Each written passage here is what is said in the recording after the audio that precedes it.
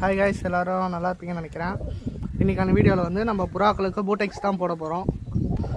பூட்டெக்ஸுன்ட்டு அதான் பேன் மருந்து, உங்களுக்கு பூட்டெக்ஸ்னு சொன்னால் தான் தெரியும்னு சொன்னேன். இதுக்கு நம்ம பேன் மருந்து போடுறதுக்கோசரம் இந்த டிக்கில் அப்படின்ற ஒரு பிராண்ட்லேருந்து தான் நம்ம எப்பவுமே யூஸ் பண்ணுறது. ஸோ வாங்கிட்டு வந்தாச்சு. இன்றைக்கி நல்ல வெயில், சரி இன்றைக்கி புறாங்களுக்கு எல்லாத்துக்குமே மருந்து போட்டுடலாம் அப்படின்னு சொல்லி எடுத்துகிட்டு வந்தாச்சு. இது பார்த்திங்கன்னா 2 பைட்டில் தண்ணி வச்சுருக்கோம். இது 2 பைட்டில் எதுக்கு வச்சுருக்கேன்னு சொல்லி நான் சொல்கிறேன். ஒன்றுத்தில் மட்டும்தான் நம்ம வந்து இந்த 5 கிராம் இருக்குது. இது வந்து 4 லிட்டர் தண்ணி, இன்னும் 1 லிட்டர் தண்ணி தனியாக வச்சுருக்கேன். மிக்ஸ் பண்ணிவிட்டு அப்புறம் ஊற்றிக்கலாம் அப்படின்ட்டு. பாருங்கள் எப்படி மிக்ஸ் பண்ணுறேன்னு சொல்லிவிட்டு.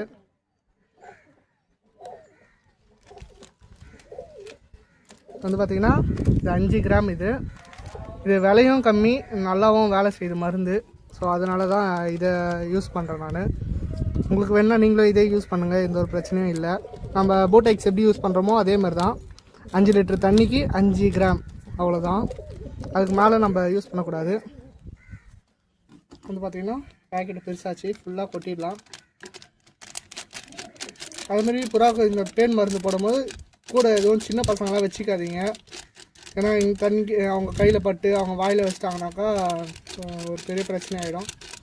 அது இல்லாமல் அவங்களுக்கு தேவையில்லாமல் எதுனா சைட் எஃபெக்ட் ஆகும். ஸோ முடிஞ்ச அளவுக்கு சின்ன பசங்களை வந்து கூட வச்சுக்காதீங்க, பெரிய பசங்களாக வச்சுக்கோங்க. பார்த்திங்கன்னா ஃபுல்லாகவே கீழே கொட்டியாச்சு. நம்ம கையிலேயே கூட அந்த ட்ராப்ஸ் இருக்கும், அதனால தான் சொல்கிறேன். ஸோ முடிஞ்ச அளவுக்கு சின்ன பசங்களை மருந்து போடும்போது கிட்ட வச்சுக்காதீங்க. இப்போ என்ன பண்ண போகிறோன்னு வந்து பார்த்தீங்கன்னாக்கா, இந்த 1 லிட்ரு தனியாக வச்சுருப்போம் இல்லையா, அதை எடுத்து இந்த கவர் லைட்டாக ஊற்றி மிக்ஸ் பண்ணிக்கலாம்.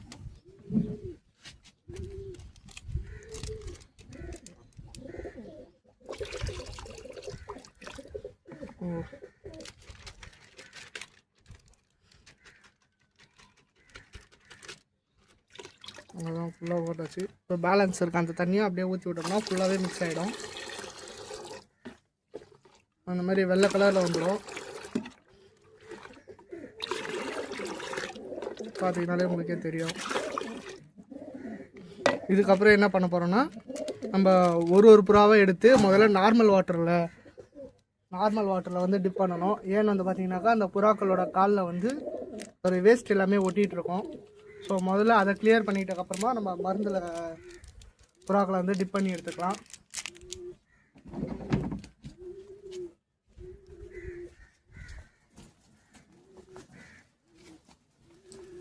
இந்த புறாவை பாருங்கள், இந்த புறாவோடைய ரெக்கையெல்லாம் வந்து பார்த்திங்கனாக்கா எவ்வளோ பேன் இருக்குன்றது உங்களுக்கே தெரியும்.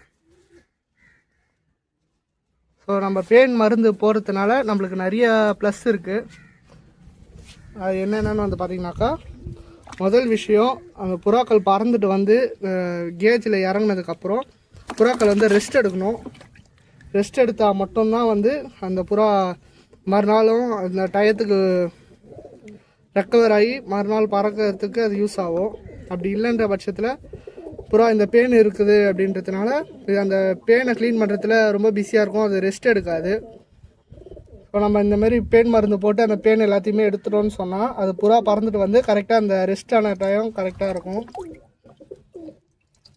ஃபுல்லாகவே ரெஸ்ட் எடுத்துடுச்சின்னு சொன்னால் மறுநாள் நம்ம பறக்க விட்டோம்னா நல்லா பறக்கும். அதனால தான் நம்ம இந்த பேன் மருந்து போடுறதுல நிறைய முக்கியத்துவம் கொடுக்குறோம்.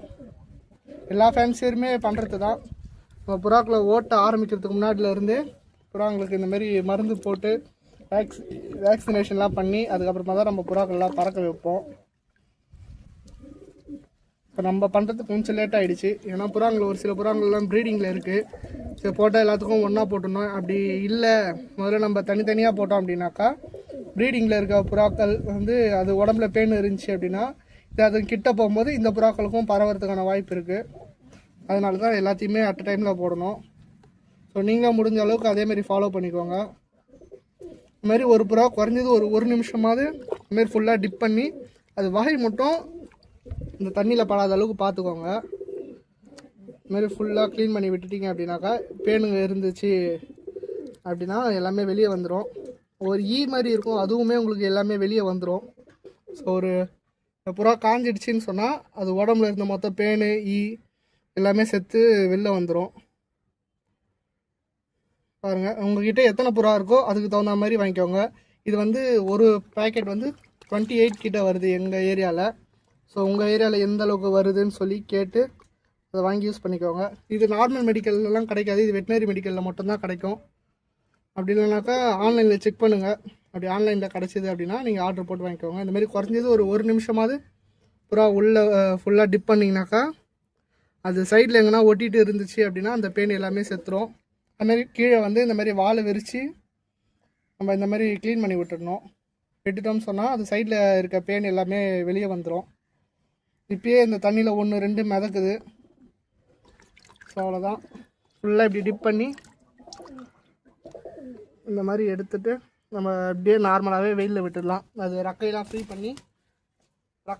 பண்ணி அது உடம்புல இருக்க பேன் எல்லாத்தையுமே வெளியே எடுத்துரும். இதேமாரி எல்லா புறாக்கும் போட்டு கடைசியில் காட்டுறேன் பாருங்கள்.